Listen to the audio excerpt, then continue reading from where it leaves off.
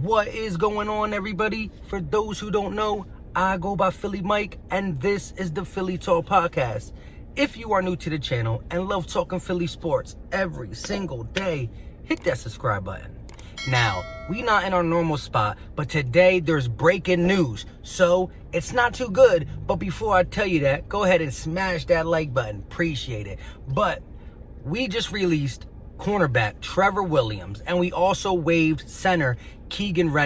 Let's get Keegan out the way real quick. He's a center.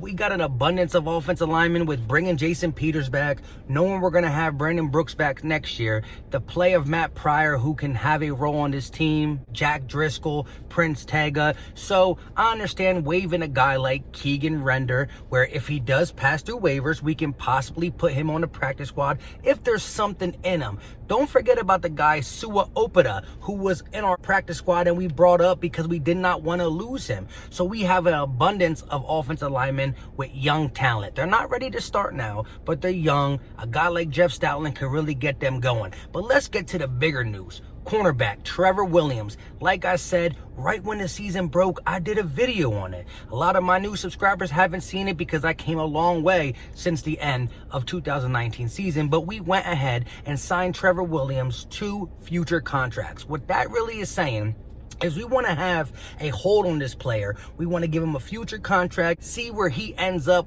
when it's time to get into training camp, because his biggest problems was injuries. He can't stay healthy, nagging injuries, big injuries, his health in general. So because of this limited camp, I don't really know what the Eagles seen. Did they see that he's not going to be able to play at full potential? Is he not going to be 100%? Is he still favoring this leg, that, and the third? I don't know, because after he got hurt with the Chargers, he got released and he got picked up by Arizona, a second chance, and right away another major injury. So he can't stay healthy. And in every video we talked about Sidney Jones needing to step up. Could he be the second guy to Darius Slay? Is it Avonte Maddox? Could it be Trevor Williams? And my whole thing about Trevor Williams is talented. If he can stay healthy, I think the Eagles will give him a shot. And because we got the future contract on him, we're the first team that makes a decision on his availability. But I guess the Eagles saw maybe Sidney Jones stepping up.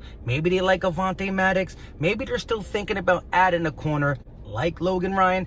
I'm not sure, but they go ahead and release cornerback Trevor Williams. And for me, it has to be something with health. There's no way I think they see him healthy and just say, yeah, he's not that good, because Sidney Jones, although I do think he can have a good season, Avonte Maddox is very versatile but small.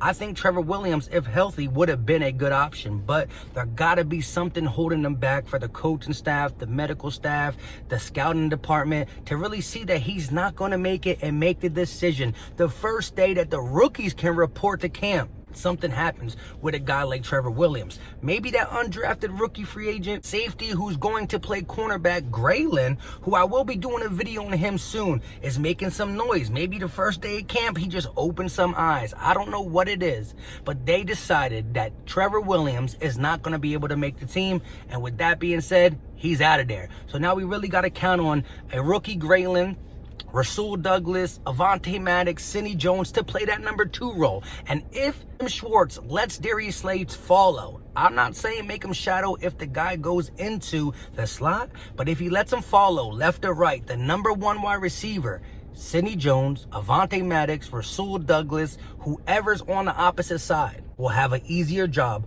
always playing against the number 2. Never the number 1, so they won't get beat by guys like OBJ and Devontae Adams and DeAndre Hopkins, Michael Thomas, all these big names. They'll have to worry about the other guy, which will increase their value. And don't forget about the pass rush, who's going to make these corners have an easier job. But there's the breaking news. Trevor Williams is released. I want to wait and see what was the deciding factor, because to me, this early in camp with this pandemic, it has to be either faith in some of these young guys, Sidney Jones, Maddox, or whoever, or the fact that he just can't stay healthy. The Eagles see it, the Eagles know it, and they didn't lose nothing because they only put a future contract on him. So he had his availability, and I guess we don't need his services. With all that being said, thank you guys for watching and all the constant support. Smash that like button on the way out. And for those who like the Sixers, this is an Eagle video, but for those who like the Sixers, I will be going live with Philly Take with RB, DJ Eastwood, 44 Philly fan, and Steven Comrade at 9 o'clock. Make sure you come by and show some love. Eagles, Sixers, you know what time it is. But before you know what time it is, let me know in the comment section, what do you think about the Trevor Williams release? Were you shocked? What do you think about it? Until next time, you know what time it is. We out.